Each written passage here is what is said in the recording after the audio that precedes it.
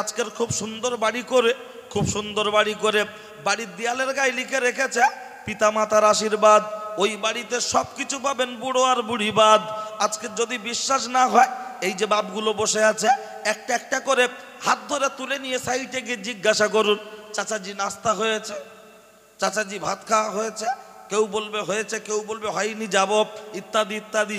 কিন্তু আজকের ওদের বাড়িগুলোতে একটু সার্ভে করে দেখলে দেখা যাবে শ্বশুর এসেছে, শাশুড়ি এসেছে, শালা এসেছে, সুমন্দি এসেছে, ভাইরা ভাই এসেছে, জন্মের খাওয়া খাচ্ছে, মরণ খাওয়া খাচ্ছে। যদি সামনাসামনি না পায়, ফোন করে ডেকে ডেকে বলছে আব্বা খেয়ে নাও। আব্বা মানে নিজের আব্বা না, শ্বশুর আব্বা।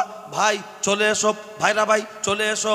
অথচ নিজের বোন বোনাইকে দাওয়াত করে না, নিজের বোন বোনাইকে বাড়িতে আশ্রয় দেয় না, নিজের বাপকে খেতে দেয় না, বাপকে খেতে দেয় না। সাদ্দামকে দাওয়াত করে বলছে হুজুর খাও খাও খাও। যদি বলি খাবো না, কেন? বলছি হুজুরের পেট হয়ে গেছে খাজা বাবার ডেক, হুজুরের পেট হয়ে গেছে ইন্ডিয়ার গেট, খাবো না খাবো না খাবো না। তখন বলছো সাদ্দাম ভাই চর্বি বাঁধা দেবো, লাও লাও লাও, চর্বি বাঁধা দিচ্ছি নাও। ওরে সাদ্দামকে খাইয়া তুমি খোদার জান্নাত পাবে না। জান্নাত যদি পেতে হয় তোমার বুড়ো বাপটাকে খেতে দাও, জান্নাত যদি পেতে হয় তোমার বুড়ি মাটাকে খেতে দাও। তোমার বাপ আর মাকে আঘাত করে তুমি শ্বশুর শাশুড়িকে খাইয়ে জান্নাত পাবে না, জান্নাত পাবে না, জান্নাত পাবে না। বলবেন তা কি করে হয়? শুনে রেখে দেন, জেনে রেখে দেন। যারা বাপ মার সাথে অসৎ আচরণ করে অথচ বাপ শ্বশুর শাশুড়ির সাথে ভালো ব্যবহার করছে, আর আমরা জলসায় আসলে আমাদের হাতে হাত দিয়ে মোসাফা করে বলছে সাদ্দাম ভাই দোয়া করবেন, দোয়া করবেন। ওরে সাদ্দাম হোসেনের দোয়া তার জন্য খোদার দরবারে পৌঁছাবে না, পৌঁছাবে না, পৌঁছাবে না। বলবেন প্রমাণ দিতে পারবেন? প্রমাণ যদি না দিতে পারি, আছে একটা ছোট মতো গাড়ি, দিয়ে চলে যাব বাড়ি, কখনো করব না দেরি। ও আমডাগার মা চাচি খালা, শুনছো রাতের বেলা কানটা করবে ঝালাপালা, তৈরি থাকো খালা।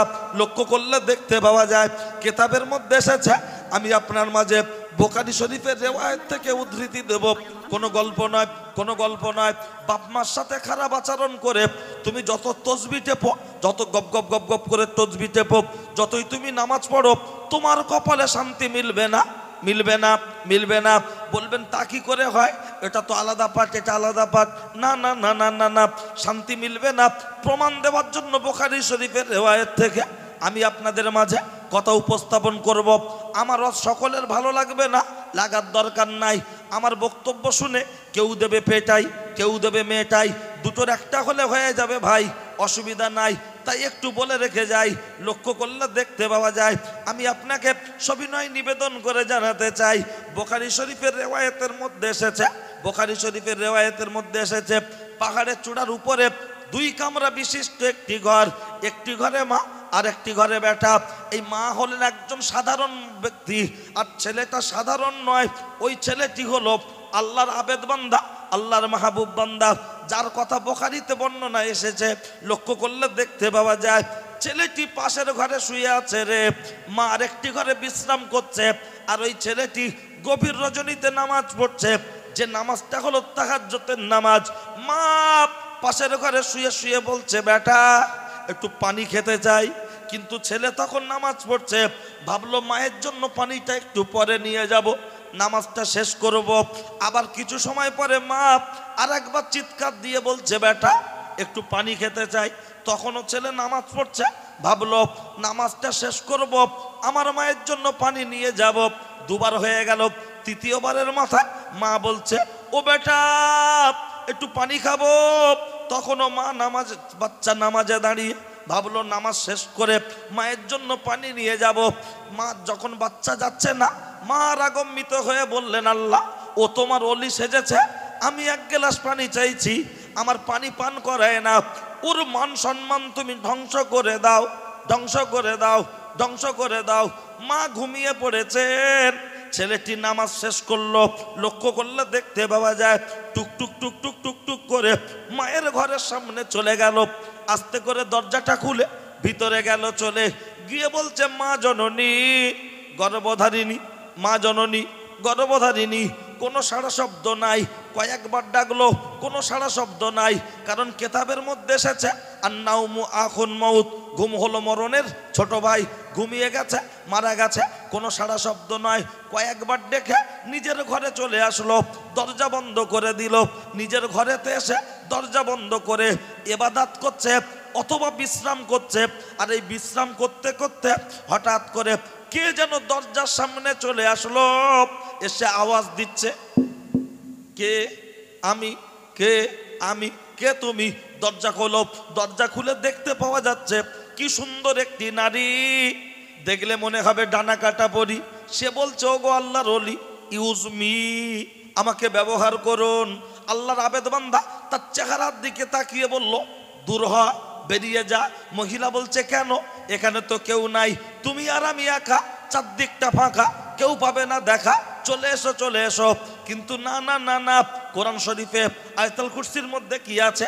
ওয়াল হাইয়ুল কাইয়ুম আছে না নাই? ওয়াল হাইয়ুল কাইয়ুম, আমার আল্লাহ ঘুম থেকে পাক, নিদ্রা থেকে পাক, পৃথিবীর কেউ না দেখতে পাক, স্বয়ং আল্লাহ দেখেন কি দেখেন না? বেরিয়ে যা, বেরিয়ে যা। মেয়েটাকে যখন তাড়িয়ে দিচ্ছে রে, ওই মেয়েটা রেগে যাচ্ছে, খুব রেগে যাচ্ছে। রাস্তায় যেতে যেতে যেতে যেতে একজন ছাগল চরানো রাখাল ওই জায়গায় শুয়ে রয়েছে, রাস্তায় পাহাড়ের পাদদেশে শুয়ে থাকা অবস্থায় তাকে জিজ্ঞাসা তুলে বলা হচ্ছে, ওঠ, কি ব্যাপার? বলছে, আমার সাথে যৌন মিলন কর। রাখাল চেহারার দিকে তাকিয়ে বলল, তুই তো টাকার বিনিময় পরপুরুষকে যৌবন ভোগ করতে দিস। বলল, হ্যাঁ। বলছে, আমার কাছে নেই টাকা, আমার পকেট তো ফাঁকা, কি করব কাকা? তখন মহিলাটি বলল, কোনো দিতে হবে না টাকা, চলে আয়, তোর পকেট থাক ফাঁকা, তোর জন্য ধামাকা অফার, চলে আয় চলে আয়। দুজনে যৌন মিলন করল, দুজনে যৌন মিলন করল। মেয়েটি বাড়িতে চলে গেল, ছেলেটি ছেলেটির কাজে ব্যস্ত হয়ে গেল। কিতাবের মধ্যে এসেছে, লক্ষ্য করলে দেখতে পাওয়া যায়, দিন আসে দিন যায়, রাত আসে রাত যায়। এমন চলতে চলতে মেয়েটার পেটটা আস্তে আস্তে বড় হচ্ছে, অর্থাৎ গর্ভে বাচ্চা চলে এসেছে। পাড়ার লোক বলছে, হায় হায় হায় হায়, অমুকের মেয়ে অমুক, আই বুড়ো, আনম্যারেড, এখনো বিয়ে হয়নি, কিন্তু তার পেটে বাচ্চা চলে আসলো, এটা কি করে হলো? দেখ দেখ দেখ, জিজ্ঞাসা কর, দেখ দেখ জিজ্ঞাসা কর। মেয়েটাকে যখন ধরে জিজ্ঞাসা করা হচ্ছে রে, মেয়েটা স্বীকার হতে চাইছে না, খুব জোর করা হচ্ছে। কেন? বড় লোক পুঁই শাক খেলে লোক বলে শখ করে খাচ্ছে, আর গরিব মানুষ পুঁই শাক খেলে লোক বলে অভাব হয়েছে তাই খাচ্ছে। বড় লোকের বাড়িতে কিছু ঘটে গেলে বিচার হয় গোপনে গোপনে, গোপনে গোপনে, আর গরিবের বাড়ি কিছু ঘটে গেলে বিচার হয় আপনার দেখবেন প্রকাশ্য মাঠে, আপনার বাজারে, ময়দানে, মোড়ের মাথায় বিচার হয়। ও ছেলেরা, ও নওজোয়ান যুবকেরা, ও আমার মুরব্বিয়ান বাপ, এই মেয়েটাকে যখন জিজ্ঞাসা করা হচ্ছে রে, তোর পেটের ভিতরে বাচ্চার বাপকে বল। মেয়েটা বলতে চাইছে না। খুব যখন জোর করা হচ্ছে, তখন মেয়েটি বলল, এই পেটের ভিতরে বাচ্চার বাপ অন্য কেউ নয়, পাহাড়ের চূড়ার উপরে যে তাহাজ্জুদ গুজারি আল্লাহর আবেদ বান্দা আছে, এই পেটের ভিতরে বাচ্চার বাপ হলো সে। লোক বলছে, হায় হায়, মৌলী সাহেবের মাথায় টুপি, প্রেম করে চুপি চুপি, মৌলী সাহেবের মুখে দাড়ি, হারাম কাজ করে তাড়াতাড়ি। আমরা যাকে এতদিন মনে করতাম হুজুর, এখন তো দেখছি খেজুর, মনে করতাম আতর, এ তো দেখছি পাথর, মনে করতাম শর্মা, এখন তো দেখছি খরমা। চল চল চল চল, হুজুরের 12টা বাজিয়ে দেব। আর হুজুরদের একটুখানি ভুল হলে অনেক বড় করে দেখা হয় কি হয় না? আরে হুজুর মানে মসজিদের ইমাম সাহেব, মাদ্রাসার হুজুর, আর আপনার অন্য যে কোনো হুজুর হোক না কেন, হুজুর একটু ভুল হলে অনেক বড়। হুজুর যদি খুব জোরে যায়, বলো হুজুর ওই পাড়ায় দাওয়াত আছে লালটুদের বাড়ি। হুজুর যদি আসতে যায়, বলো হুজুর বাবলুদের বাড়ি খেয়ে উঠতে পারো না। হুজুর যদি মাথা নিচু করে যায়, বলো হুজুর তুমি আমাদের ইমাম সাহেব মুখটা একটু উঁচু করো দেখি। হুজুর যদি মুখটা উঁচু করে যায়, পিছন থেকে মোড়ের মাথায় লোক বসে বসে বলে, আমার কা মৌলী সাহেবের নেচার খারাপ, লাদেনের বস শুধু দেখে। তাহলে হুজুর নিচু হলে দোষ, উঁচু হলে দোষ, জোরে গেলে দোষ, আসতে গেলে দোষ। তার মানে সব পাখি মাছ খায়, মাছ রাঙার নামে দোষ হয়। আরে বেল যদি ছাড়িয়ে ঘোরে, কাক দেবে ঠোঁট ভরে, আপনি কাকের দোষ দেবেন না বেলের দোষ দেবেন? এটা তো ভাবতে হবে। বললে অনেক কিছু বলা যাবে না, শুধু হুজুর এসছে ওই জন্য কোনো রকম। হ্যাঁ, বলবেন কেন, একটা আদব আছে। কি বলছি বুঝতে পারছেন? ও ছেলেরা, ও নওজোয়ান যুবকেরা, ও আমার মুরব্বিয়ান বাপ, অন্যায় হলে আমার করে দেবেন মাপ। বাড়ি তারকেশ্বর বাগবাড়ি, কথাগুলো বলছি বাড়াবাড়ি, রাগ করবেন না তাড়াতাড়ি। আমি আপনার মাঝে জানাতে চাই কি কথা বলছিলাম। এই যে বলল হুজুর অপরাধ করেছে, মুহূর্তের মধ্যে গ্রামে দুটো ভাগ হয়ে গেল। দুটো ভাগ হওয়ার সাথে সাথে একদল লোক গিয়ে হুজুরের ঘর বাড়ি ভাঙচুর করা হচ্ছে। হুজুরের ঘর বাড়ি ভাঙচুর করা হচ্ছে। হুজুর বলছেন, বাবারা বাবারা বাবারা, আমি কি অপরাধ করেছি? তোমরা আমার বাড়ি ভাঙছো কেন? আমি কি অপরাধ করেছি? হুজুরকে মারতে যাচ্ছে। কিন্তু গ্রামের শান্তিপ্রিয় মানুষ যারা, ওরা গিয়ে বলল, এই তোরা হুজুরের ঘর বাড়ি ভাঙছিস, তোরা প্রমাণ দিতে পারবি হুজুর এই অপরাধ করেছে? ওরা বলল, যার পেটে বাচ্চা সে আমাদের সাথে, প্রমাণ তো আমাদের হাতে, এর থেকে বড় প্রমাণ আর কি দরকার আছে? প্রমাণ তো আমাদের কাছে আছে। লক্ষ্য করলে দেখতে পাওয়া যায় গ্রামের শান্তিপ্রিয় জনতা হুজুরের কাছে গিয়ে বললেন, হুজুর বিয়াদবি মাফ করবেন, আপনার কাছে জানতে চাই অমুকের মেয়ে অমুক, তার সাথে কি আপনি জেনা করেছেন? হুজুর বললেন, কসম বিল্লাহ, আমি আল্লাহর কসম করে বলছি, আমি আমার জীবনে কোনোদিনই জেনার সাথে যুক্ত নয়। কারণ যাদের ভিতরে খৌফ ইলাহি, আল্লাহর ভয় আছে, তারা হারাম কাজের সাথে যুক্ত হতে পারে না না না। কারণ খৌফ ইলাহি থাকতে হবে, আল্লাহর ভয় থাকতে হবে, আল্লাহর ভয় থাকতে হবে। আজকে লক্ষ্য করলে দেখতে পাওয়া যায় এই খৌফ ইলাহি, আল্লাহর ভয় যদি থাকে, যে কোনো জিনিস পেলে চট করে খাবেন না, চট করে খাবেন না। যেমন বোঝানোর জন্য মাঝখানে একটা কথা পুশ করছি, আমরা কোন হুজুর কেবলাদের সম্মান করি, মোহাব্বত করি, ভালোবাসি? কাদের মুরিদান? ফুরফুরা শরীফের মেজে হুজুর পীর কেবলা রহমাতুল্লাহ আলাইহ মসজিদের সাথে ছোট্ট একটা রুম করা ছিল। হুজুর ওই রুমে থাকতেন কি থাকতেন না? মসজিদে যে ওই কারেন্ট চলে গেলে আপনার আলো ধরানোর জন্য যে দেশলাই ব্যবহার হয় না, হুজুরের ঘরে ওই দেশলাই নেই, কারেন্ট চলে গেছে। আর হুজুর কেবলার খাদেম রফিক ভাই, তাই তো, আরেকজন ছিলেন মুরব্বী জামশেদ চাচাজি। তো যেই কারেন্ট চলে গেছে, আব্দুর রফিক একটু দূর থেকে আওয়াজ দিয়েছে, জি আব্বা যান, বাতি ধরাও। বলছে, জি যাচ্ছি। বাতিটা যেই ধরিয়েছেন, হুজুর কেবলা জিজ্ঞাসা করছেন, দেরি হলো কেন? বলছে, আব্বা যান, আমাদের রুমের দেশলাই শেষ হয়ে গিয়েছিল, তাই মসজিদ থেকে একটা কাঠি নিয়ে এসে এই ঘরের বাতিটাকে একটু ধরালাম। হুজুর কেবলা কথাটা শুনে মুহূর্তের মধ্যে একদম রেগে আগুন। মসজিদ কি তোমার বাপের সম্পদ যে মেজে হুজুরের ঘরে আলো জ্বালানোর জন্য মসজিদ থেকে একটা দেশলাইয়ের কাঠি নিচ্ছ? হাসরের ময়দানে খোদার দরবারে আমি আবু জাফর জবাব দেব কিভাবে? কি একটা কাঠি, দেশলাইয়ের কাঠি। আর আজকের আমরা এমনও মানুষ আছে মসজিদ মাদ্রাসার নাম করে চাঁদা তুলে মেরে দিচ্ছে, জলসা চাঁদা তুলে হিসাব দেওয়ার কোনো ব্যাপার নেই, মেরে দিচ্ছে। এমনও মানুষ আছে গপ গপ করে গিলছে। হে উপস্থিত জনমণ্ডলী, এটা একটা দিক বললাম। মেজে হুজুর পীর কেবলা রহমাতুল্লাহ আলাইহ এই বড় লুঙ্গিগুলো কেটে খাটো করতেন কেন? আমার আব্বাজান তখন মসজিদের ইমাম। আব্বাজান জিজ্ঞাসা করছেন হুজুর কেবলাকে, আব্বাজান আপনি এই দামি দামি লুঙ্গি কাটেন কেন? মেজে হুজুর পীর কেবলা, জামজাদ, পুরুষের জন্য গোরগাঁটের নিচে কাপড় পরা হারাম। গোরগাঁটের নিচে চলে গেলে আল্লাহর জাহান্নামের আযাবে গ্রেফতার হবে।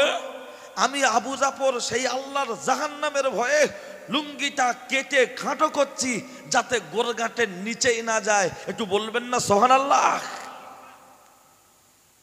আর আমরা সেই সিলসিলার মুরিদান, আমাদের ভাইয়েরা, আমাদের ছেলেরা লুঙ্গি পরে এমন করে ঝাড় ধরে আছে, এরকম সামনে উঁচু করে, মনে হয় যেন ওর মুসলমানই হয়েছে। ধরে আছে কেন? ছেড়ে দিলে নিচেই ঠেকবে, একদম রাস্তা হেসরানোর মতো করছে। প্যান্ট আগে ও প্যান্ট ঝুলিয়ে পড়তো, ওর আপনার ওর স্ত্রী তুলে পড়তো, আপনার ও তুলে পড়তো, স্ত্রী নামিয়ে পড়তো, এখন ও তুলে পড়ছে আর স্ত্রীও তুলে পড়ছে। দেখবেন কিছু বাড়ির মহিলা আছে তারাও দেখবেন এখন তুলে উপরের দিকে এই থায়ের এখানটা যেন টাইট হয়ে থাকছে আর নিচের দিকটা ফাঁকা, যেন মনে হয় গরু জবাই করে পায়ে বালা দেওয়া হচ্ছে। আবার সুতো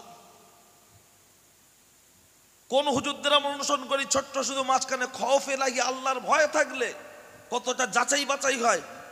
ছোট হুজুর পীর কেবলা রহমাতুল্লাহ আমার আব্বাজানের কাছ থেকে শোনা, মসজিদের ভিতরে শুয়ে আছেন, কখন বাড়িতে কিছু নেই, মসজিদের ভিতরে যখন শুয়ে আছেন আল্লাহর কাছে সাহায্য চেয়েছেন, আল্লাহ বাড়িতে রান্না করার মতো চাল ডাল কিছু নেই, কোথায় পাবো, আল্লাহ তুমি গাইবি মদত করো। হুজুর কেবলা মসজিদের ভিতরে নামাজ পড়ে একটু বিশ্রাম, একজন ব্যক্তি এসে বললেন আসসালামু আলাইকুম। ওয়ালাইকুম সালাম রাহমাতুল্লাহ। ছোট হুজুর, হুজুর কেবলা চোখ খুললেন, হাতে হাতে মোসাফা করলেন, বললেন আমি চলে যাওয়ার পরে ব্যাগটা খুলবেন। হুজুর কেবলা একবার দেখতে পেয়েছেন, ওই ব্যক্তিকে আর দেখতে পাননি। ব্যাগটা খুলে দেখছে ব্যাগে অনেকটা টাকা। হুজুর কেবলা টাকাটা নিয়ে বাজারে যাননি, আমরা হলে বাজারে চলে যেতাম, হুজুর কেবলা বাজারে যাননি। হুজুর কেবলা চট করে চলে গেলেন মেজলা হুজুর পীর কেবলা রহমাতুল্লাহ আলাইহির কাছে, গিয়ে বলছেন মেজো ভাই এই টাকাটা আমাকে একজন কে দিয়ে গেল, খালি বললো আমি চলে যাওয়ার পরে দেখবেন, এটা কি আমার খাওয়া যাবে? মেজো হুজুর পীর কেবলা কিছু সময় চুপ থেকে বললেন, মেজো ছোট ভাই আজকের দিনে তোমার বাড়িতে রান্না করার মতো চাল ডাল আছে? মেজো হুজুর পীর কেবলা বলছেন তোমার বাড়িতে রান্নার চাল ডাল নাই, তুমি দুনিয়ার কোন মানুষের দরবারে খবরটা জানাওনি, জানিয়ে তো সেই আল্লাহর দরবারে আমার আল্লাহ কোন না কোন মাধ্যমে তোমার কাছে রেজেক পৌঁছে দিয়েছে। একটু বলবেন না সুবহানাল্লাহ? কোরআন শরীফে আমার আল্লাহ বলেছেন ওমা মিন দাব্বাতিন ফিল আরদি ইল্লা লাল্লাহু রিজকুহা। কেউ বলতে পারবেন মুরগির বাচ্চার কোনো প্যান কার্ড আছে? কুকুরের বাচ্চার কোনো এটিএম আছে? হাঁসের বাচ্চার কোনো আধার কার্ড আছে? আল্লাহ যদি কুত্তার বাচ্চাকে খেতে দেয়, ছাগলের বাচ্চাকে খেতে দেয়, আমরা আশরাফুল মখলুকাত সৃষ্টি জগতের শ্রেষ্ঠ, আল্লাহ আমাদেরকে রেজেক দেবেন না দেবেন না? সেই বিশ্বাসটা তো থাকতে হবে। খৌফ এলাহির কথা বললে অনেক কথা মনে পড়ে, অনেক কথা মনে পড়ে। আমি হযরত আবু গিয়াস রাদিয়াল্লাহু তাআলা আনহুর ছোট্ট একটা কথা বলে কি কথা বলছিলাম, সেই গর্ভবতী মহিলার কথা, আমি ওই দিকেই যাব, শুধু মনে পড়েছে মাঝখানে একটু পুশ করছি। কি হযরত আবু গিয়াস, দুটো বাচ্চা, স্বামী আর স্ত্রী। স্বামী মসজিদে নববী থেকে নামাজ পড়ে দৌড়ে বাড়িতে ফিরে আসেন, এসে দরজায় নক করেন, স্ত্রী ওর ভিতর থেকে দরজাটা খুলে দিয়ে ঘরের ভিতরে গর্ত খোলা আছে তার ভিতরে ঢুকে গিয়ে কাছে 3 টুকরো কাপড় স্বামীর কাছে ছুঁড়ে দেন, আর স্বামী গায়ের জুব্বাটা খুলে স্ত্রীকে দিয়ে বলেন ওগো নামাজের সময় শেষ হতে যাচ্ছে, চট করে নামাজটা পড়ে নাও, চট করে নামাজটা পড়ে নাও। তার মানে অবশিষ্ট কাপড় আর আছে বলে মনে হয়?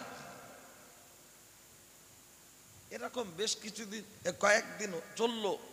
স্ত্রী স্বামীকে ডেকে বলছে স্বামী গো আজ 3 দিন, আমাদের 2 দিন হয়ে গেল, ওই বাচ্চা দুটো দেখো রোজা অবস্থায় আছে, না সেহেরি না ইফতার, আর নড়ার মতো ক্ষমতা নেই, তুমি একটু দেখো না আমাদের যদি কেউ একটু তোমার কাজের বিনিময়ে ইফতারের ব্যবস্থা করে দেয়। হযরত আবু গিয়াস রাদিয়াল্লাহু তাআলা আনহু জুব্বাটা পরে রাস্তায় হাঁটতে হাঁটতে হাঁটতে হাঁটতে ক্ষুধার যন্ত্রণা সইতে না পেরে ভিমরি লেগে অজ্ঞান হয়ে পড়ে গেছে।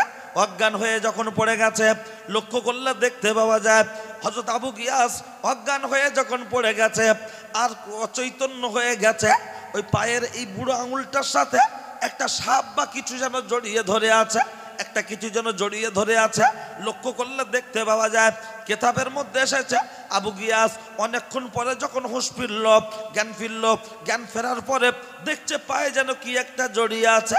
ওই পায়ের দিকটা দেখলো একটা ব্যাগ, ওই ব্যাগটাকে ভালো করে দেখলো, ব্যাগের ভিতরে আছে 1 ব্যাগ স্বর্ণ মুদ্রা, ওই সোনার 1 ব্যাগ টাকা, সোনার টাকা।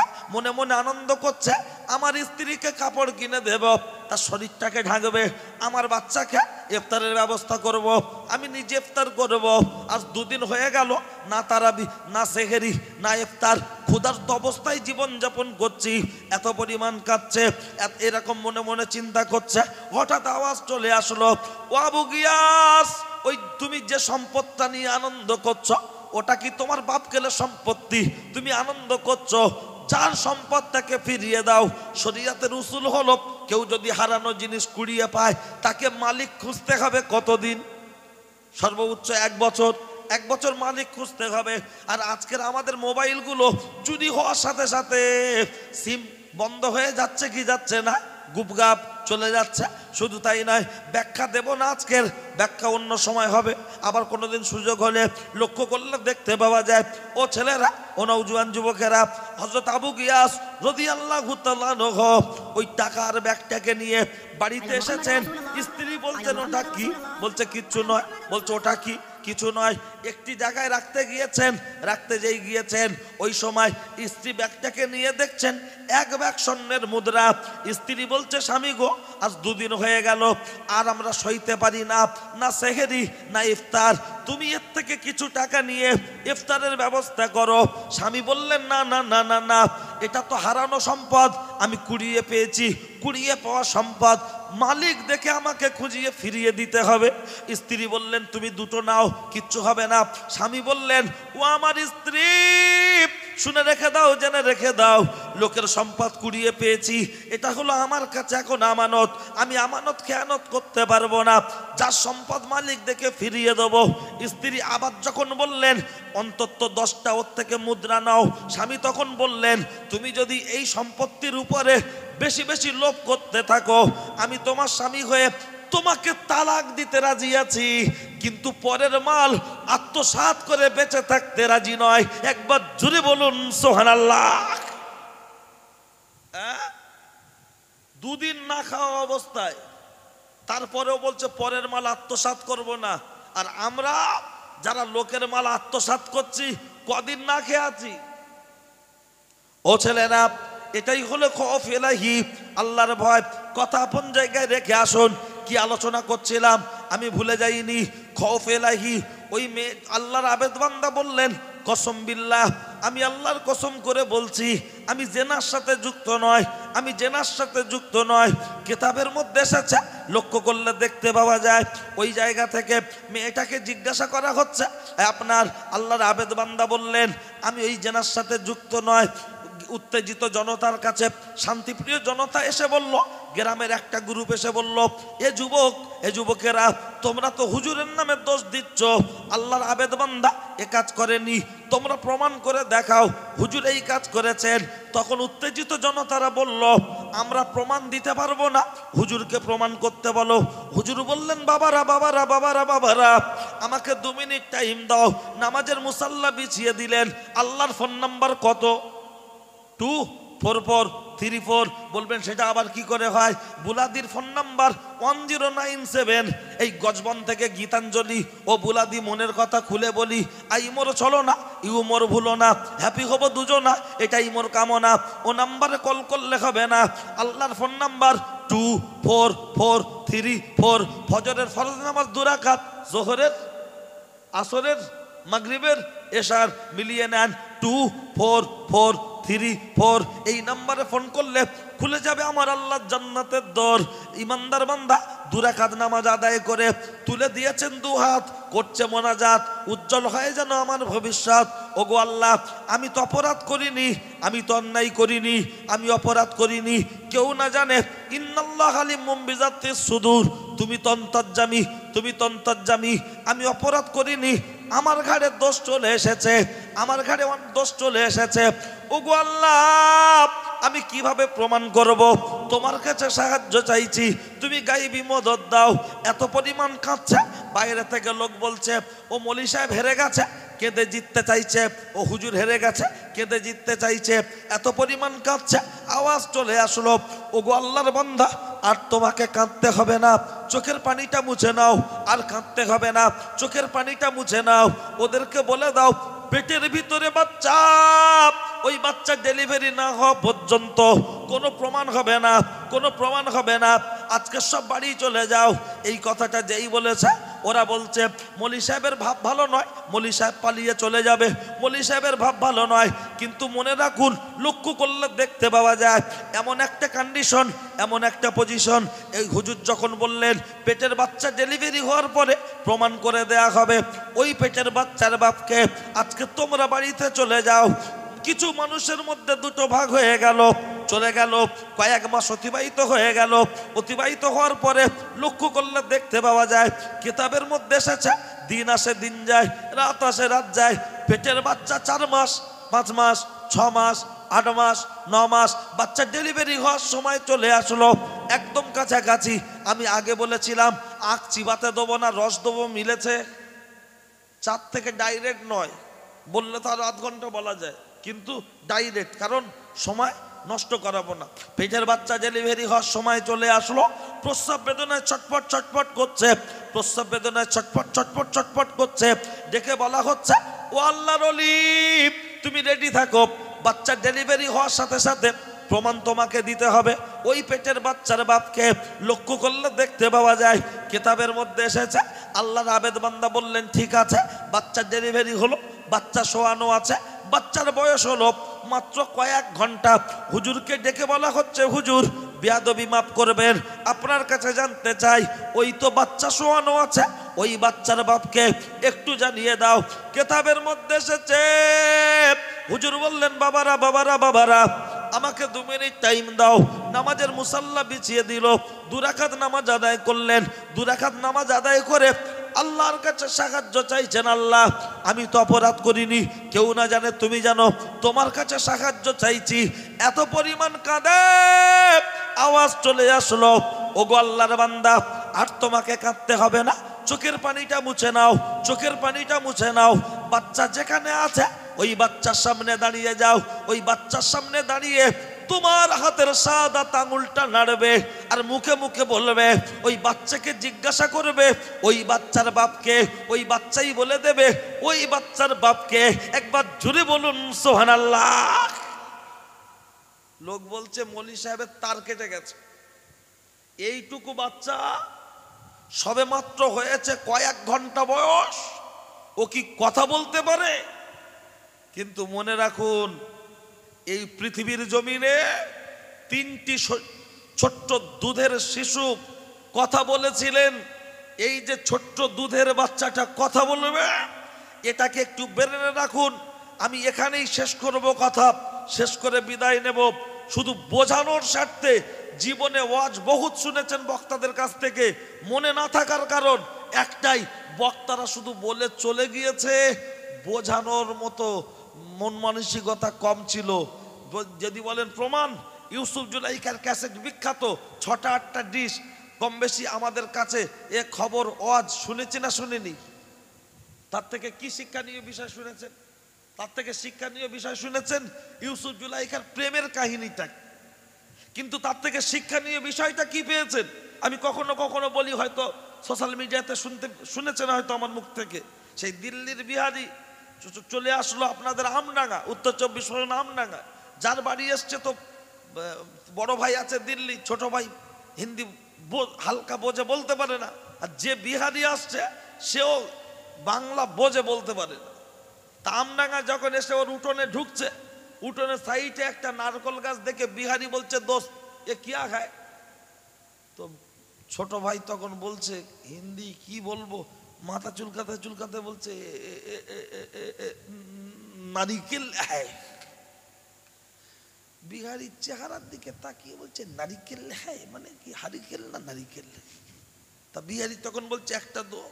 তা পাশে বাঁশ পড়েছিল, নিয়ে যেই ধাক্কা দিয়েছে একটা শুকনো নারকেল পড়েছে, ঝুনো নারকেল, বিহারি দিয়ে লাভ দিয়ে তুলে কামড়াচ্ছে আর বলছে আবে কিয়া চিজ খায় না, রস হয় না শ্বাস খায়। তো বাঙালি তখন বলছে হিন্দি কি আর বলবো, মাথা চুলকাতে চুলকাতে বলছে আরে ভাই, প্রথমে নারকল को ছাড়াইয়ে দা দিয়ে ফাটাইয়ে তারপরে তুম গিলিয়ে। বিহারি চেহারার দিকে তাকিয়ে বলছে কাহা সে হিন্দি শেখায়া? আধা বাংলা আধা হিন্দি। বাঙালি বলছে ভাই তুমি ঘরে বসো, আমার ভাইপো ভাত দিচ্ছে, তুমি খানা খা লিয়া। বলছে ঠিক আছে, ঘরে বসেছে। 8 বছরের বাবলু ভাত নিয়ে আসছে, বিহারি কাকু খাবে, মাছের ঝোল, গরুর গোশ কষা আর সুন্দর পাতলা ডাল, আলু ভাজা, ডিম ভাজা। বিহারি 2-4 গাল খেয়ে বলছে আর কুছ হ্যায়?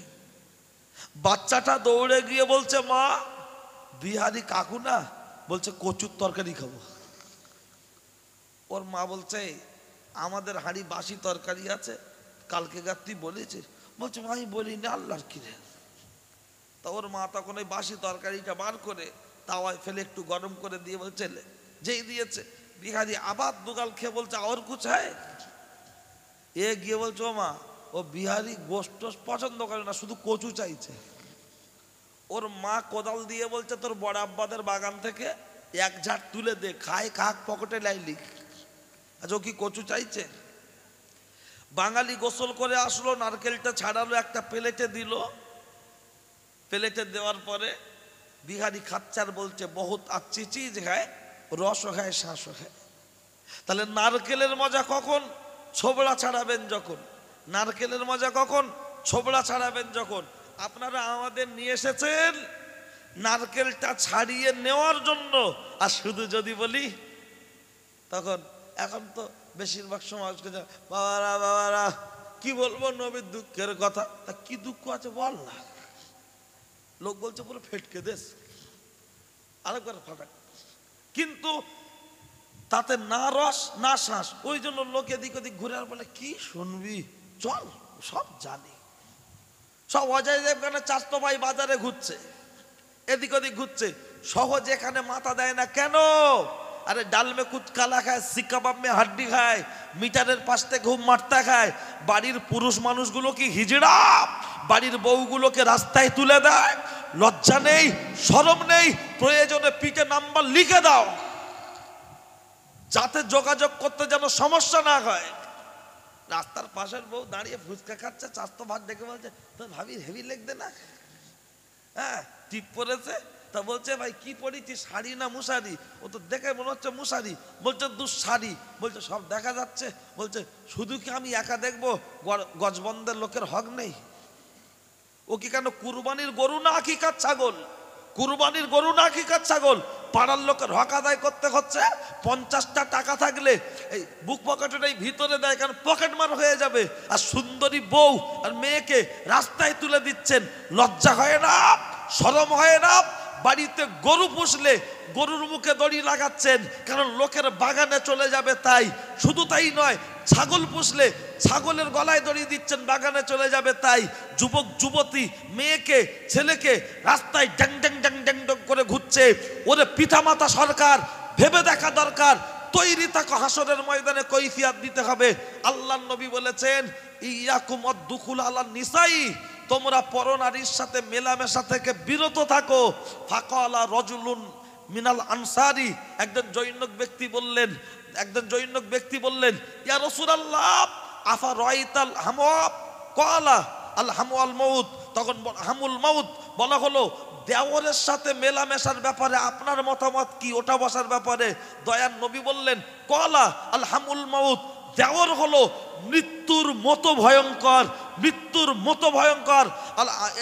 হামু শব্দের অর্থ নেওয়া হয়েছে শ্বশুর স্বামীর ভাই, ভাতিজা, চাচাতো ভাই, তাদের ব্যাখ্যা।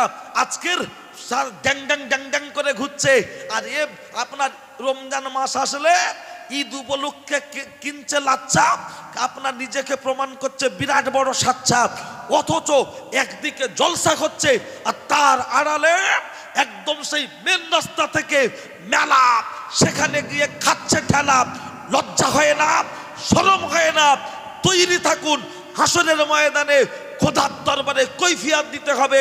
আপনাদের বুকের উপরে পা দিয়ে তারাই জাহান্নামে যাবে। না জাআলহুমা তাহতা আকদামিনা লিয়াকুনা মিনাল আসফালিন। বক্তারা বলেন একটাই কারণ, বললি টাকা দেয় না। ওদিকে বলে কে দাওয়াত করেছে রা? বলছে ওই কমিটি 2-3 জন মিলে। বলছে এর যেন জীবনে আনবি না, এ খুব পেকেছে। কই ডাক্তার দেখার সময় গ্রামে কক ডাক্তার দেখায় না, তখন বলছে কলকাতায় যাবো। কেন? বলছে ভালো ডাক্তার।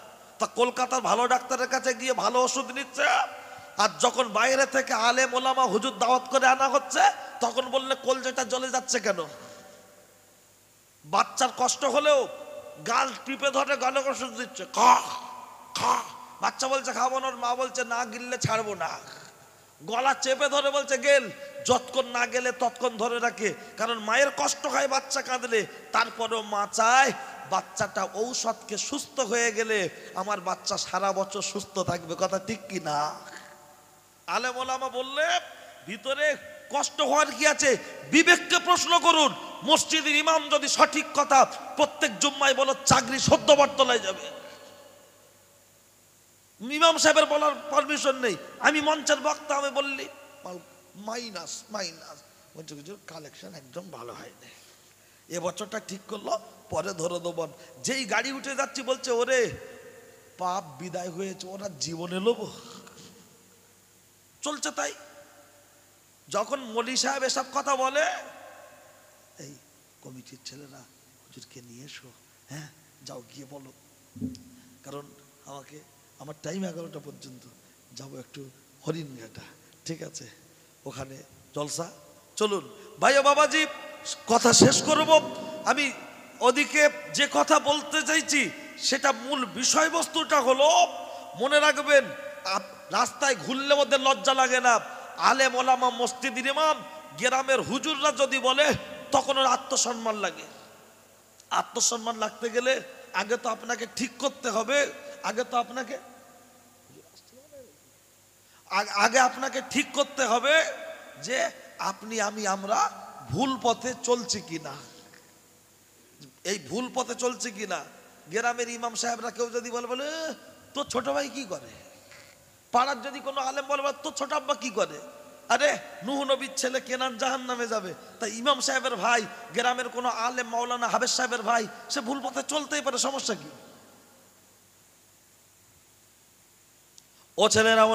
ও ছেলেরা নওজোয়ান যুবকেরা, হুজুর কেবলা আসবেন, আমি কথা শেষ করব। আমি আপনার মাঝে যে কথা বলছিলাম লক্ষ্য করলে দেখতে পাওয়া যায়, ও ছেলেরা ইউসুফ জুলাইখার কথা পুরো বলবো না, টোটালি আমি 1-1.5 মিনিটের কথাটা বলছি। আপনারা শুনেছেন যখন হযরত নবী ইউসুফ আলাইহিস সালামকে কুয়ায় ফেলে দেয়া হচ্ছে, ওরা বলল আমরা আব্বার কাছে গিয়ে কি বলবো? বলছে কেন বলবো, বাঘে খেয়ে ফেলেছে। বলছে তাহলে এক কাজ কর, ওর গায়ের জামাটা খুলে নে।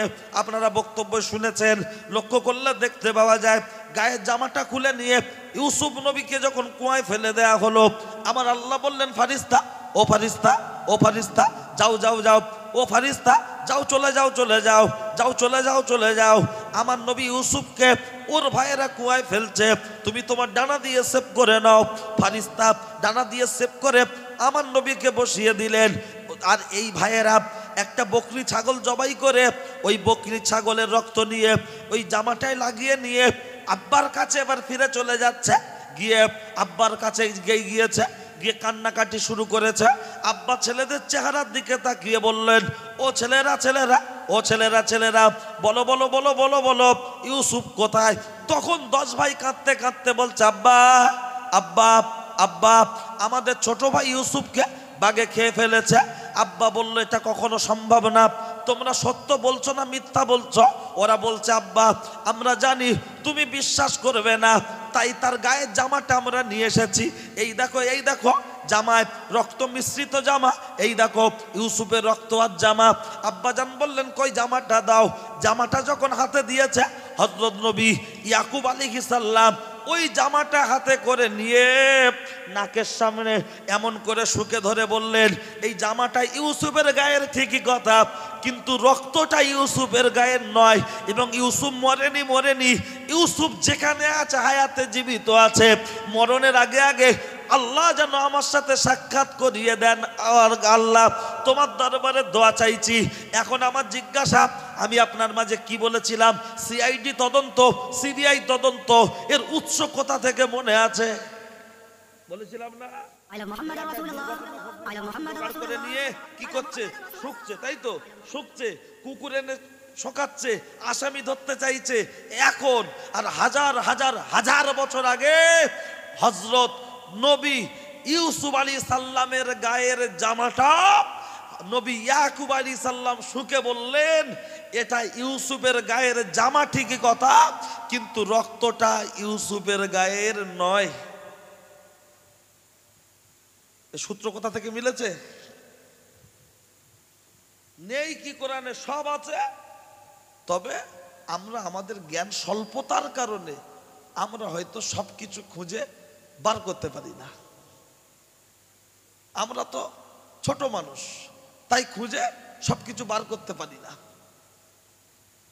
ও ছেলেরা, আমার জুয়ান যুবকেরা, ও আমার মুরব্বিয়ান বাপ, অন্যায় হলে আমার করে দেবেন মাপ।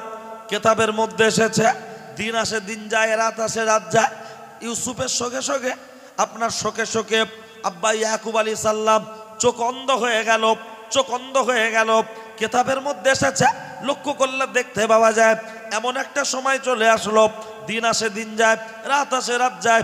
এমন চলতে চলতে ইয়াকুব আপনার ওই রাস্তার পাশ থেকে, কেনান প্রদেশের পাশ ভিতর থেকে একটি বণিক দল, ব্যবসায়ী দলেরা রাস্তায় যেতে যেতে তাদের পানির প্রয়োজন, এই পানির জন্য, এই পানির প্রয়োজন, এই পানির জন্য রাস্তায় যেতে যেতে একটি কুয়া খুঁজছিলেন। সন্ধান করতে করতে সেই কুয়ার পাশে চলে আসলো।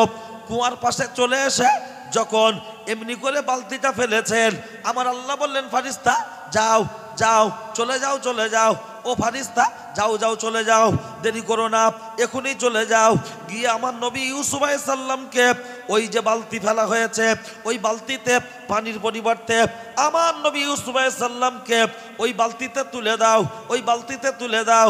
কেতাবের মধ্যে এসেছে, যখন ইউসুফ নবীকে ওই বালতির ভিতরে বসিয়ে তুলে দেয়া হলো, ইউসুফ নবীকে বালতির ভিতরে বসিয়ে দেয়া হলো, উপরে যেই টেনে উপরে তুলেছে, কাফেলার দলেরা, ব্যবসায়ী দলেরা আনন্দ করতে করতে উল্লাসে মেতে উঠলো। আর বলল, আমরা এখানে রাখবো না, একে নিয়ে মিশরের বাজারে বিক্রি করতে চাই, মিশরের বাজারে বিক্রি করতে চাই। কেতাবের মধ্যে এসেছে, হযরত নবী ইউসুফ আলাইহিস সালামকে যখন মিশরের বাজারে বিক্রি করতে নিয়ে যাওয়া হলো, মিশরের বাজারে বিক্রি করতে নিয়ে যাওয়া হলো, ওই বাজারে যাওয়ার পরে লক্ষ্য করলে দেখতে পাওয়া যায়, এমন একটা সময়, এমন একটা টাইম, ওই সময় মিশরের বাদশা, যার নাম আপনারা শুনেছেন আজিজ, কিন্তু অরিজিনাল নাম হলো কিতফার, ওর নাম হলো কিতফার। উনি বাদশা মানে অর্থমন্ত্রী। ওই অর্থমন্ত্রী বাজারে চলে এসে ওনারও কোনো বাচ্চা নাই, কোনো ছেলে নাই, মেয়ে নাই।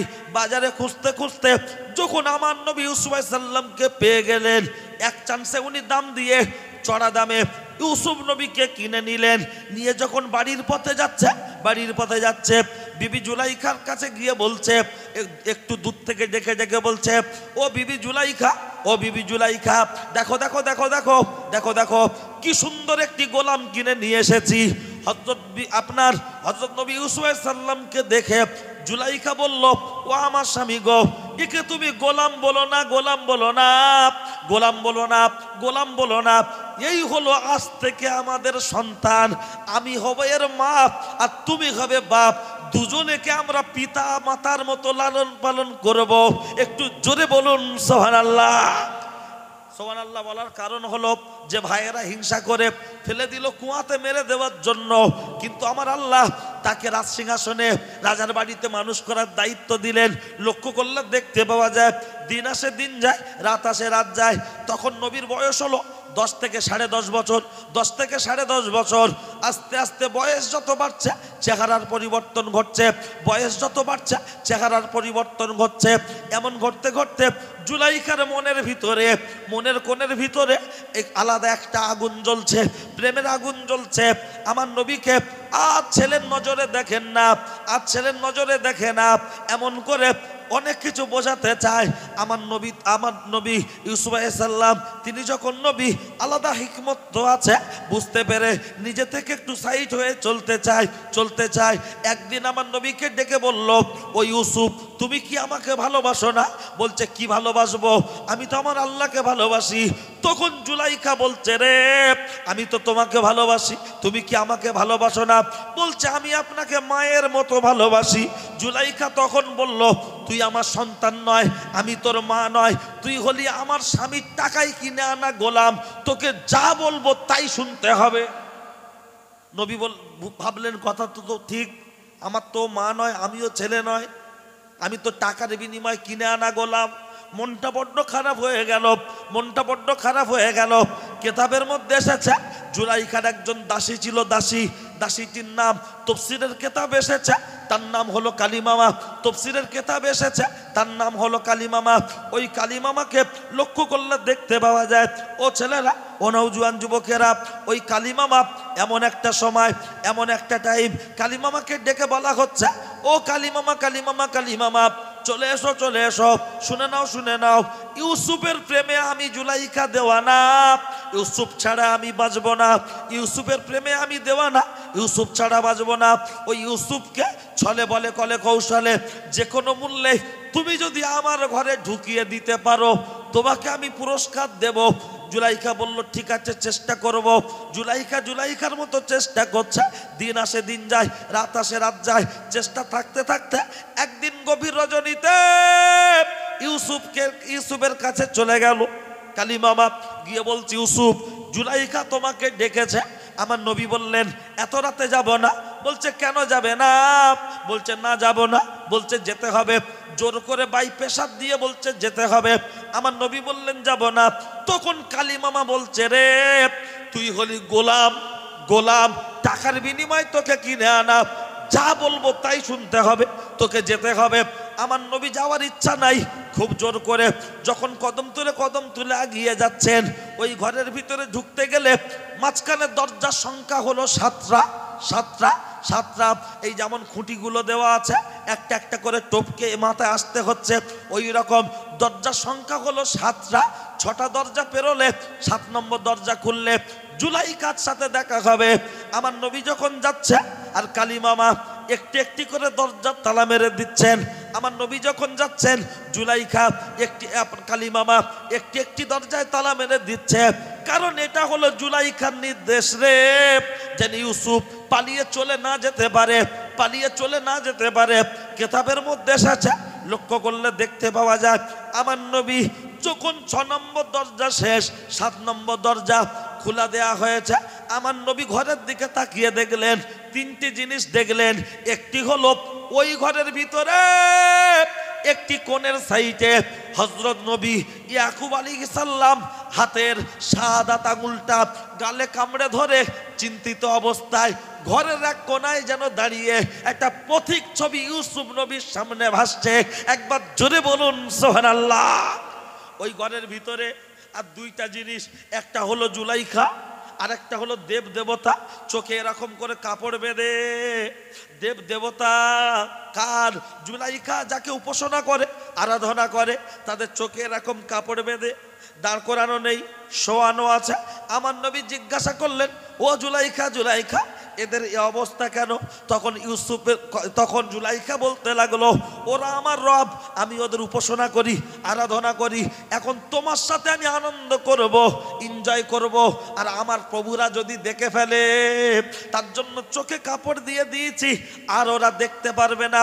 তখন আমার নবী ইউসুফ বললেন, গো, তোমার যে প্রভু, তোমার যে রব, তার চোখে কাপড় বাঁধলে দেখতে পায় না, আর আমার আল্লাহর কেউ আড়াল করতে পারবেন না, পারবেন না, পারবেন না। ওই জুলাইখা, সরে যাও, সরে যাও। আমার নবীর হাত ধরে টানাটানি চলছে। আমার নবী পিছিয়ে আসতে চাইছে, জুলাইখা টেনে নিতে চাইছে। এমন চলতে চলতে দুজনের মধ্যে বিরাট একটা চলছে সংঘর্ষ। আমার নবী ঘেমে যাচ্ছে, জুলাইখা অর্ধনগ্ন হয়ে যাচ্ছে। আমার নবী দরজার দিকে তাকিয়ে দেখছে, জুলাইখা বলছে, ইউসুফ কোথায় যাবি? দরজায় তো তালা মারা, দরজায় তো তালা মারা। কিন্তু মোবাইলের যেমন ফেস লক আছে, সামনে ধরলে খুলে যায়। আমার আল্লাহ ইউসুফ নবীর চেহারাটাকে ওই দরজার লকের চাবি বানিয়ে দিয়েছেন। যেই দরজার সামনে দাঁড়িয়ে আল্লাহকে স্মরণ করে ধাক্কা দেয়, মুহূর্তের মধ্যে দরজা খুলে যায়। একবার জোরে বলুন সুবহানাল্লাহ। আমার নবী টুকটুক টুকটুক টুকটুক করে আপনার 7টা দরজা যেই পেরিয়ে বাইরে জোর দৌড় দিয়েছে। জুলাইখা প্রেমের জ্বালা সইতে না পেরে পিছনটা টেনে ধরেছে, হাতের ছেঁড়া অংশ জুলাইখার হাতের সাথে চলে আসলো। জুলাইখার হাতের সাথে যখন চলে এসেছে, আমার নবী দৌড়াচ্ছে, ওদিক থেকে বাদশা বেরিয়ে বলছে, ওই ইউসুফ, ওই ইউসুফ, এত রাত্রে আমার বিবির ঘরের থেকে তুমি দৌড়া দৌড়ি করছো কেন? জুলাইখা ঘুরিয়ে বলছে, জুলাইখা ঘুরিয়ে বলছে, ও আমার স্বামী গো, তুমি যাকে বলতে ইউসুফ খুব ভালো, ইউসুফ খুব ভালো, এখন দেখো দেখো দেখো, দুধ ভাত খাইয়ে কালসা পুষেছ, সে আমার ঘরে ঢুকেছে, আমার রূপ যৌবন নষ্ট করে দেবে। তাই বাদশা শুনে বলছে, কি বলছো? কথা সত্য? বলছে একদম 100%। আমার নবীকে বলা হচ্ছে, ইউসুফ কি শুনছি? আমার নবী বললেন, সত্য নয়। জুলাইখা বলছে, আমার সাক্ষী আছে। বলছে, কে সাক্ষী? বলছে, কালী মামা। হাই কালী মামা, এদিকে আয়। ম্যাডাম যে কথা বলছে সত্য? কালী মামা বলছে, একদম সব ঠিক। আমার নবীকে বলা হচ্ছে, ইউসুফ মিথ্যা বলছো, তোমার কেউ সাক্ষী আছে? আমার নবী বললেন, আমারও সাক্ষী আছে। বলল, কে সাক্ষী? তখন ওই জায়গায় দাঁড়িয়ে আমার নবী বললেন, ওই ছোট্ট বাচ্চা যে দোলনায় শোয়ানো আছে, আমার সাক্ষী হলো সে। জুলাইখা বলছে, ওইটুকু বাচ্চার দোলনায় শোয়ানো আছে, আবার কি সাক্ষী দেবে? আমার নবী বললেন, আল্লাহ যদি রাজি থাকে ওই বাচ্চাই সাক্ষী দেবে। আলেমরা কোনো কথা বললে লোক যুক্তি চায়, চায় না? ছাদ থেকে ঝাঁপ দিচ্ছে, পুকুরে ডুব দিচ্ছে, পুকুরি থেকে উঠে নায়িকার হাত ধরে 3 মিনিটে বোম্বে যাচ্ছে। কেউ কি জিজ্ঞাসা করেছে, ও ফাটাকেষ্ট তোমার পায়ে লাগেনি তো এত অ্যাকশন করলে? তখন বলছে, সারা ক্যামেরার কায়দাই আলাদা। আচ্ছা, ক্যামেরার যদি এত কায়দা থাকতে পারে, ক্যামেরা তৈরি করেছে মানুষ না ফেরেশতা? মানুষ। আর মানুষকে সৃষ্টি করেছে আল্লাহ। তাহলে একজন মানুষ যাকে সৃষ্টি করেছে আল্লাহ, মানুষের ব্রেন দিয়ে ক্যামেরায় যদি এত কায়দা দিতে পারে, আর সেই মানুষকে যিনি সৃষ্টি করেছেন সেই আল্লাহ, সেই আল্লাহর কায়দা আছে না নাই? আসলে কোনো কঠিন জিনিসকে একটু যুক্তি দিলে সহজ হয়। একটা ছেলে ওই আপনার 100 টাকা কুড়িয়ে পেয়েছে, তা বলছে, হুজুর 100 টাকাটা যে যদি বিরিয়ানি খায় তো হারাম হবে, যদি ওই 100 টাকাটা দিয়ে যদি বিমল কিনে খাই কেমন হবে? মনে মনে করছে, হুজুরা যদি একটু ঘুরিয়ে দেয়। আবার কেউ কেউ বলেও দেয়, ও হুজুরকা ঘুরন ফিরন কল আছে। কমিটির ভাইরা, আমি যাব অনেকটা দূর, একটু হুজুর কেবলাকে একটু বলেন, অনেকটা দূর যাব, কারণ আমরা বাচ্চা ছেলে তো, আমাদের দেরি হলে মানুষ নানান রকম কথা বলে। ছেলে মানুষ আমরা, আমাদের দেরি হলে মানুষ নানান রকম কথা বলে। তাই অনুরোধ করছি, একটু তাড়াতাড়ি করে হুজুর কেবলাকে বলেন। ও ছেলেরা, ও নওজোয়ান যুবকেরা, ওই যে ছোট্ট বাচ্চা ছেলেটা শোয়ানো আছে, বাচ্চা, ওই বাচ্চাটা শোয়ানো আছে, বাচ্চাটিকে জুলাইখা, ওই জুলাইখার আপন খালাতো বোন, ওই বাড়িতে মেহমান কুটুম এসেছে বেড়াতে, আর তার বাচ্চা দোলনায় শোয়ানো আছে। আর সেই বাচ্চাটা হযরত নবী ইউসুফ আলাইহিস সালাম বলছেন, ওই বাচ্চাই কথা বলবে। বলল, ঠিক আছে, কেমন করে কথা বলে দেখি। কোরআন শরীফ যদি বাংলা কোরআন শরীফ বাড়িতে থাকে, বাড়ি গিয়ে খুলে দেখে নেবেন, 26, 27, 28 নম্বর আয়াত, শুধু ব্যাখ্যাটা একটু দেখে নেবেন। লক্ষ্য করলে দেখতে পাওয়া যায়, ওই বাচ্চাটার সামনে দাঁড়িয়ে জিজ্ঞাসা করা হচ্ছে, ও বাচ্চা বাচ্চা, ও বাচ্চা বাচ্চা, বলো বলো বলো বলো, এই দোষের দোষীকে। তখন ছোট্ট বাচ্চাটি বলে ফেলল, জামার সামনের অংশ যদি ছেঁড়া থাকে তাহলে দোষ হলো সেই আপনার ইউসুফের, আর জামার পিছনের অংশ যদি ছেঁড়া থাকে দোষ হলো জুলাইখার। তখনও জামা ছেঁড়া অংশ জুলাইখার হাতে। একবার বলবেন না সুবহানাল্লাহ? যার শিল তার নোড়া, তার ভাঙলো দাঁতের গোড়া। তাহলে বাচ্চা কথা বললো কি বললো না? আল্লাহ চাইলে কি না হয়, লক্ষ্য করলে দেখতে পাওয়া যায়। আর ওদিকে সেই ছোট্ট বাচ্চা ছেলেটা শোয়ানো আছে, কয়েক ঘন্টা বয়স, মনে আছে? বলতে বলতে রেখেছিলাম, একটু খেয়াল করুন, লক্ষ্য করলে দেখতে পাওয়া যায় কিতাবের মধ্যে এসেছে, ও ছেলেরা, ও নওজোয়ান যুবকেরা, ওই ছোট্ট বাচ্চা ছেলেটা ওই জায়গায় দাঁড়িয়ে শুইয়ে রাখা হয়েছে, কয়েক ঘন্টা বয়স। হুজুরকে বলা হচ্ছে, হুজুর এবার আপনি প্রমাণটা করে দেন, ও আল্লাহর আবেদ বান্দা, একটু প্রমাণটা করে দেন।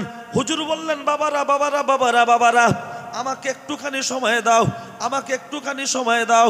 কেতাবের মধ্যে এসেছে, লক্ষ্য করলে দেখতে পাওয়া যায় ওই জায়গায় দাঁড়িয়ে হাতের সাদাত আঙুলটা নেড়ে নেড়ে জিজ্ঞাসা করা হচ্ছে, ও বাচ্চা, ও বাচ্চা, ও বাচ্চা, বলো বলো বলো তোমার বাপকে। তখন ছোট্ট দুধের বাচ্চাটা কচু পাতার মতো ঠোঁটটা নাড়তে নাড়তে বলল, পাহাড়ের পাদদেশে ছাগল চড়ানো রাখাল হলো আমার বাপ। আর পাহাড়ের পাদদেশ, পাহাড়ের উপরে তাহাজ্জুদ গুজারি আল্লাহর আবেদ বান্দা। বকলমে বলে দেয়া হলো, আল্লাহর আবেদ বান্দা, আল্লাহর ওলি, তিনি হলেন নির্দোষ। একবার জোরে বলুন সুবহানাল্লাহ। সমস্ত মানুষ হুজুরের পায়ে ধরে বলছে, হুজুর ভুল করেছি, ক্ষমা করে দেন। হুজুর বললেন, বাবারা বাবারা বাবারা, তোমাদের ভুল নয়, ভুলটা আমার। তোমাদের হয়তো জানা নাই কি ভুল করেছি, তোমাদের হয়তো জানা নাই আমি তাহাজ্জুদের নামাজ পড়ছিলাম আর আমার আম্মাজি পাশের ঘরে বিশ্রাম করছিলেন। পাশের ঘরে শুয়ে শুয়ে কি চাইছিলেন? পানি। আমি দিতে একটু দেরি করেছি, দিতে দেরি করেছি, আমার মা কষ্ট পেয়েছে, আল্লাহর আরশে পর্যন্ত খবর পৌঁছে গিয়েছে, আমার কপালে তাই এই দুর্ভোগ এসেছে। আমি তোমাদের বলছি, তোমরা যেন কষ্ট দিও না। ফুরফুরা শরীফের ছোট হুজুর পীর কেবলা রহমাতুল্লাহ আলাইহি, হুজুর কেবলা নাকি প্রায় বলতেন কথাটা। আমি তো হুজুর কেবলাকে দেখিনি, টেপের ক্যাসেটের কিছু ওয়াজ আগে ছোটবেলায় শুনেছিলাম, এখন কনভার্ট হয়ে সেটা ওই আপনার ইউটিউবে দেয়া হয়েছে। সাউন্ড খুব ভালো ক্লিয়ার নয়, জোড়ানো জোড়ানো মেজে হুজুর এবং ছোট হুজুর পীর কেবলার ওয়াজ আছে, একটু একটু বোঝা যায়। একবার শুনলে বোঝা যাবে না, বারেকবার শুনতে হয়। ছোট হুজুর পীর কেবলা রহমাতুল্লাহ আলাইহি, উনি নাকি বলতেন আল্লাহ এবং রসুল, তারপরে হলো বাবার মাপ, বাবার মাপ। হুজুর কেবলা সুলতানুল আইজিন আশিকে রসুল ছোট হুজুর পীর কেবলা রহমাতুল্লাহ আলাইহি, উনি বলতেন আল্লাহ এবং রসুল, তারপরে হলো বাবার মাপ। রসুলুল্লাহ বলেছেন রগিমা আনফুহু, তার নাক ধুলোই মলিন হোক। তারপরে আবার বললেন সুম্মা রগিমান ফুহু, তার নাক ধুলোই মলিন হোক। আবার বললেন সুম্মা রগিমান ফুহু, তার নাক ধুলোই মলিন হোক। সাহাবারা জিজ্ঞাসা করলেন, কিলামান ইয়া রাসূলুল্লাহি কল, সেই ব্যক্তিটা কে? আল্লাহর নবী বললেন, যারা পিতামাতাকে দুজনকে পেল অথবা একজনকে পেল অথচ জান্নাতে জায়গা করে নিতে পারলো না, না, তার নাক ধুলোই মলিন হোক।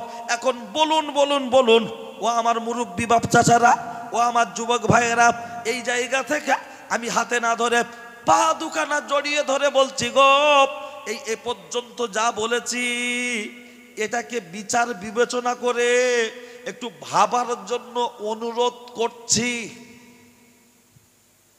জীবনে ওয়াজ শুনেছেন অনেক, আর আল্লাহ যতদিন বাঁচিয়ে রাখবেন শুনবেন। শুধু ওয়াজ শুনলে হবে না, বিবেককে প্রশ্ন করে নিজেদের ভিতরে একটা চিন্তা চেতনা ভাবনার জায়গা করতে হবে। তাই কথা বলতে বলতে অনেক কথা বলেছি, আমার কথাবার্তা একটু ব্যাকাটারা হয়, তার জন্য আমি ক্ষমা প্রার্থী। পীর সাহেব হুজুর কেবল আসবেন, আমি তখন এই কথা হুজুর কেবল সামনে তো বলতে পারবো না, তাই আগে বলছি আমার ব্যক্তিগত কোনো কথা আমি বলি না।